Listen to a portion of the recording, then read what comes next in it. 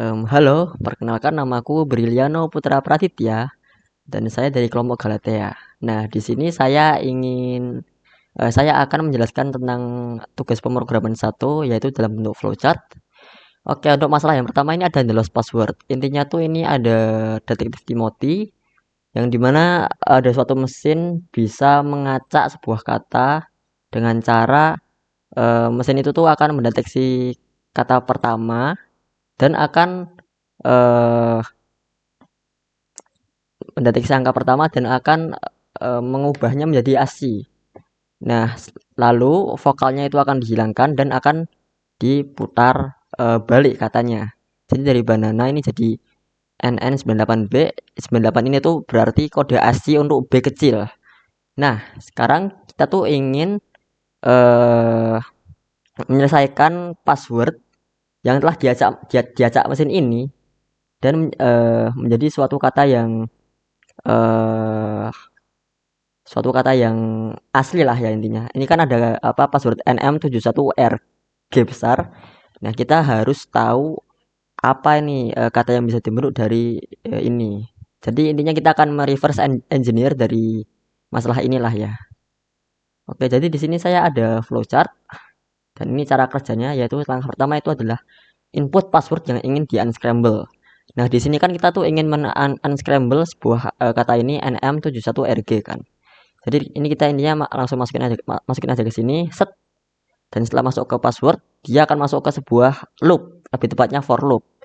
Di sini dia akan jalan dari 0 dan syaratnya itu adalah ketika i kurang dari eh, panjang passwordnya tersebut. Nah, jadi ini jika dia false maka dia akan end karena ya kalau password size-nya tuh nggak lebih besar daripada i berarti itu nggak ada passwordnya lah intinya. Tapi kalau dia true dia akan mendeteksi apakah ada digit di password tersebut atau di posisi spesifik dari password tersebut ya. Jadi ini dia dari i sama dengan 0, set dia akan mendeteksi huruf ke 0 atau huruf pertama dari passwordnya. Lalu jika ini menemukan sebuah digit, ia akan keluar dari loop. Tapi kalau dia belum menemukan digitnya, dia akan looping lagi dan i-nya akan nambah satu. Jadi dari i 0 set apakah i posisi ke 0 atau posisi pertama huruf itu tuh digit? Oh, bukan. Eh kenapa bukan? Karena ini kita kan nyari kata itu ya, apa namanya? NM NM 71 RG kurang lebih ya gini. Dan ini kan jelas huruf pertama bukan digit lah ya. Jadi dia akan looping lagi nih. Set apakah lalu dia kan i-nya ditambah satu nih. Jadi apakah di i sama dengan satu berarti di posisi kedua huruf itu tuh angka juga? Bukan. Nah, lalu ia akan looping lagi. Lalu pada i kedua atau huruf ketiga itu dia apakah jatuh digit dan ternyata iya. Ya maaf guys itu ada suara partner saya. Oh ya jujur btw ini saya akan memberikan kredit kepada teman saya juga karena di sini saya mengerjakannya tuh bareng teman saya yaitu Muhammad Dafal Falah dari tim Phobos. Dan dia tuh krusial untuk menemukan sebuah komen yang saya jujur nggak tahu juga. Dia itu menemukan sebuah komen untuk menjalankan kode ini ya. Jadi nanti akan saya bahas. Oke, ya jadi tadi kan ketika dia sampai digit ketiga itu akan true. Jadi dia udah mendeteksi posisi digitnya tuh ada di posisi keberapa. Dan di sini kita set posisi sama dengan i.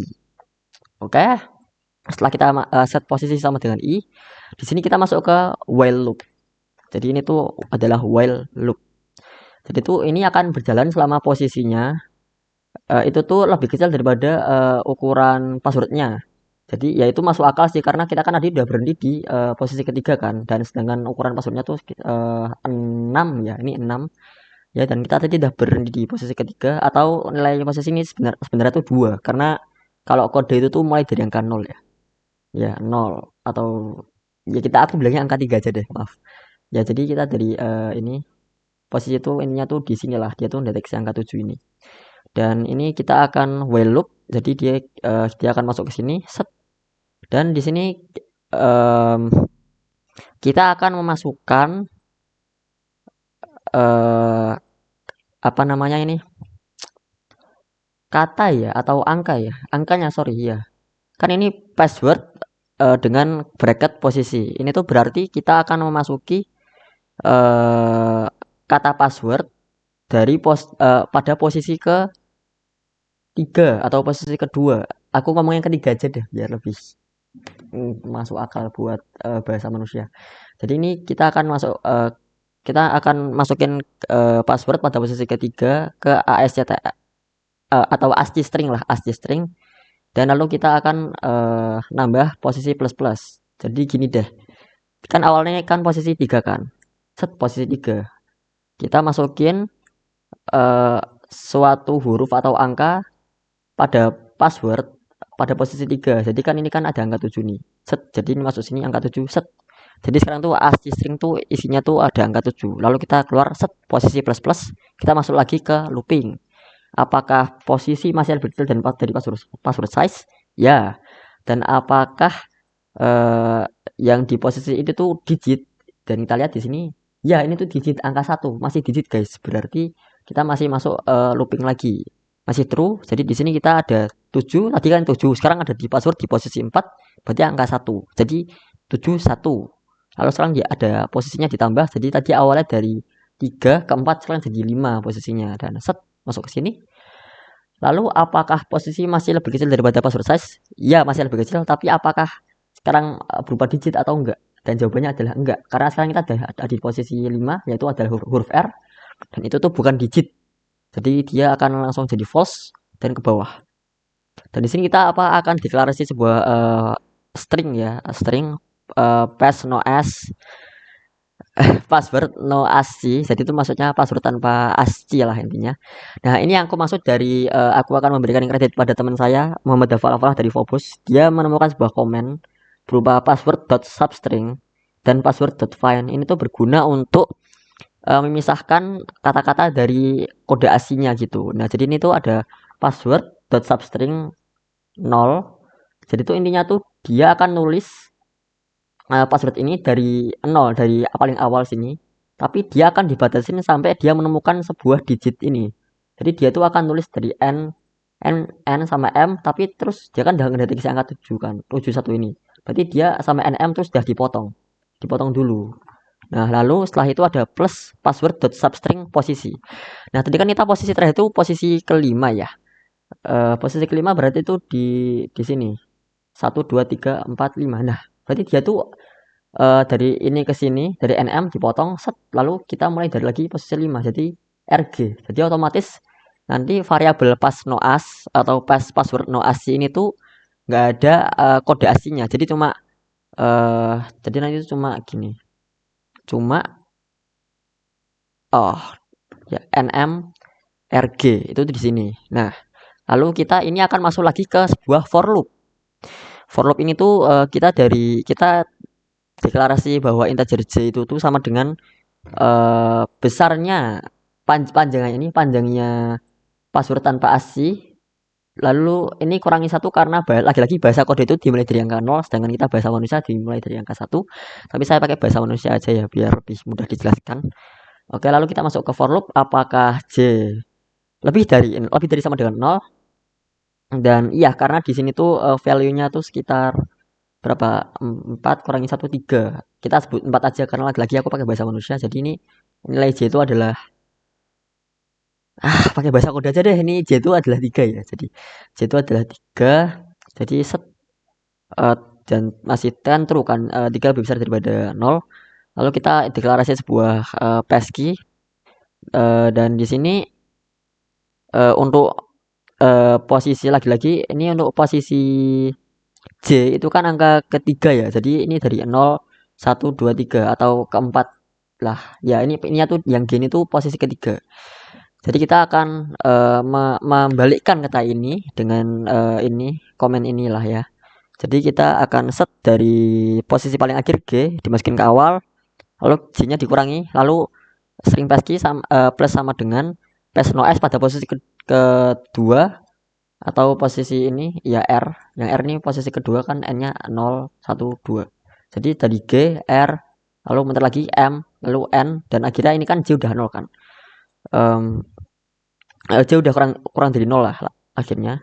Jadi ininya setelah kita keluar dari loop ini, kita akan dapat GRMN.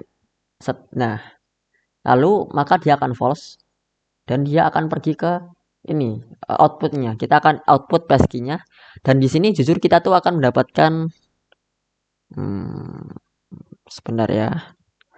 Jujur di sini tuh kita akan mendapatkan yaitu GRMN. Dan lalu ini tuh kan belum ada kata-katanya ya. Nah, untuk masalah pemrograman mungkin eh, library mungkin mereka kan jujur program itu kan kurang tahu bahasa Inggris ya. Mungkin di sini tuh jadi kita harus tahu secara manual bahwa ada kemungkinan di antara konsonan-konsonan ini tuh bakal bisa ada sebuah eh, huruf vokal. Jadi itu ada kemungkinan ada huruf vokal di sini. Atau aku mungkin saya ketik aja ya, kenapa saya tulis. Ya, saya ketik aja deh kalau gitu. Sebentar. Set text box boom. Jadi kan ada JRMN. Oke. Nah, jadi kan ini tuh kemungkinan kan eh, di antara sini kita bisa ada berbagai macam kombinasi angka vokal ya. Bisa aja ada A, I, U, E, O, atau mungkin bahkan blank. Ini kebesaran ya. Ya, ini kebesaran. Bentar, aku bacain. Ya, jadi ya, jadi bisa antara inilah ya. A, I, U, E, O atau blank. Tapi kan kita secara program mungkin kita kurang tahu ya, karena ya secara program sendiri dia akan dia tidak tahu bahasa Inggris kalau nggak salah ya, itu yang setahu saya. Jadi ya ini adalah berbagai kemungkinan yang ada ya ini. Jadi ya, G bisa A I U E O atau kosong, R A I U E O atau kosong, M A I U E O atau kosong, N A I U E O atau kosong. Dan setelah aku pikir-pikir lagi, hal yang bisa kita dapati dari kombinasi ini itu adalah huruf, aduh kebalik, Jerman ya. Jadi dari kombinasi-kombinasi ini tuh yang kita dapat tuh adalah Jerman guys. Jadi itu adalah masalah untuk yang pertama, yaitu adalah the lost password. Lalu kita masuk ke masalah yang kedua ya, yaitu adalah obey traffic lights. Jadi di sini tuh intinya ada seseorang pada lampu lalu lintas ya, ada lampu merah gitulah ya.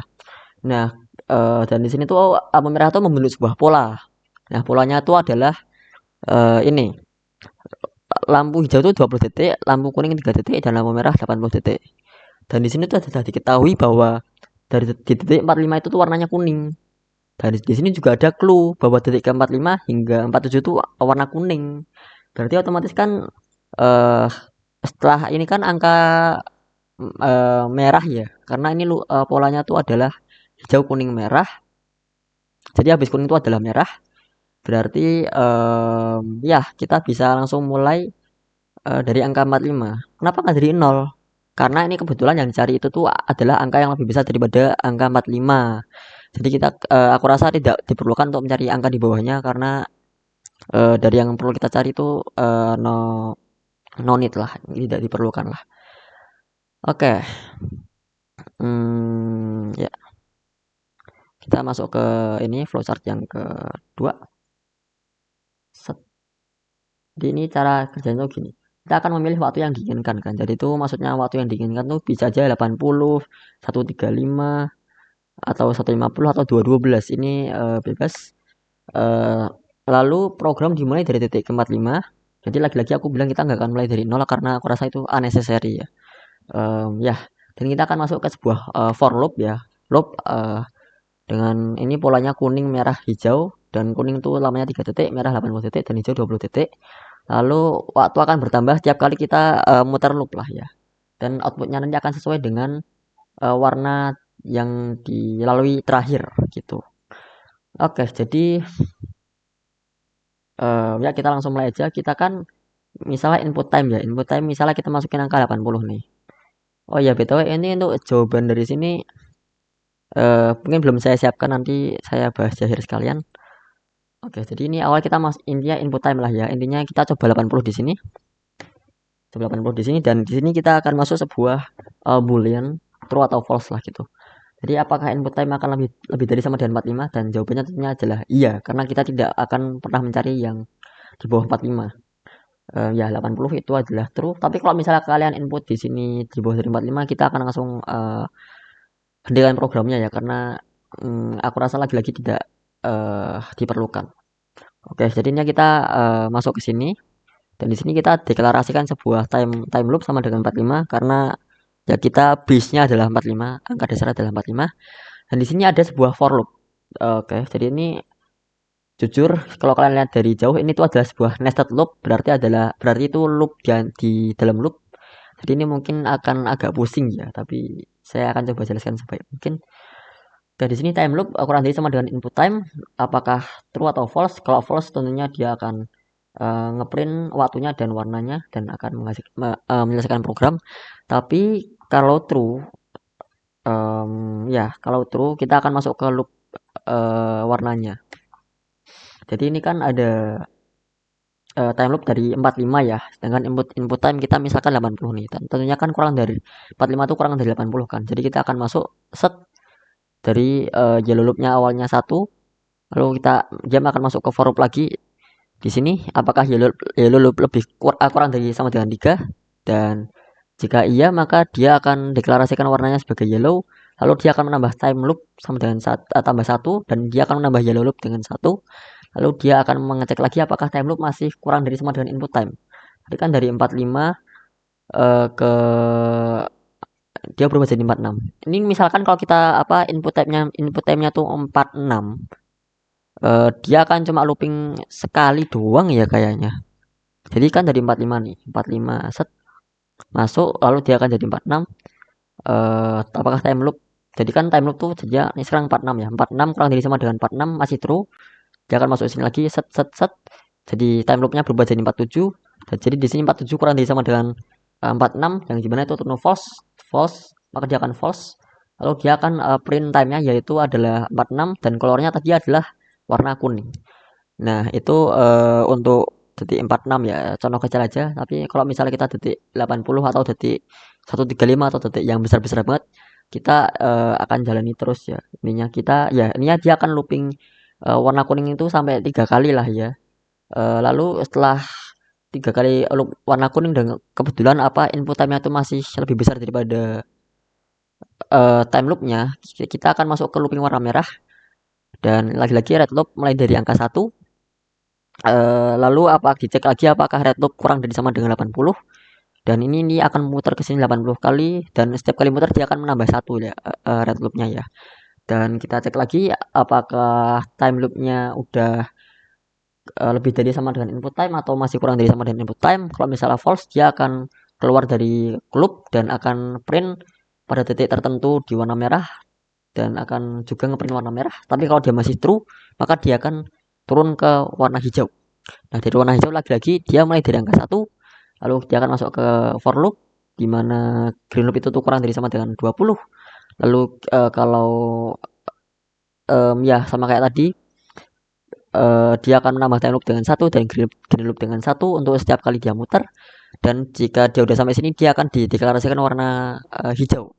Nah, tapi misalkan kalau kalian setelah masuk ke green lalu input time-nya masih lebih besar lagi daripada time loop, walaupun udah muter green loop-nya 20 kali, itu tuh um,